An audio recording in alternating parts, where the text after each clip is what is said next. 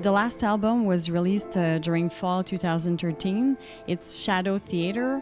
From the very first notes when we listen to this album, there's a beautiful vibe. It's enchanting, it's smooth, it's warm. I was wondering, in what state of mind was this album composed? Well, the music on this album was composed throughout maybe 5-6 years, so it's not everything was like composed right when I knew I was going to record an album. So there's older stuff. There are some compositions on that album that were composed like after I knew I was recording the album.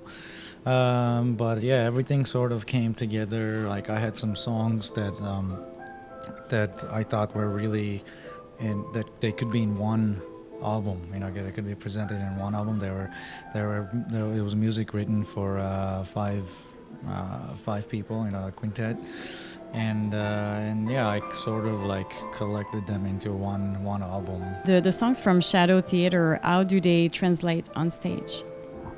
Live it's a little different.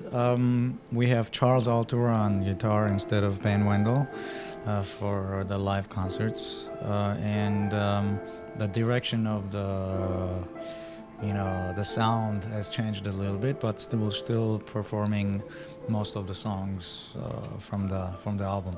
And some of the songs have, like for example, the Road song is a completely different arrangement now. It's like sort of like a remix version of that. And so yeah, it has changed sonically, and some of also like the tunes have evolved into something else. But that's the direction, that's the sound of the band. So I really like it, the way we evolved.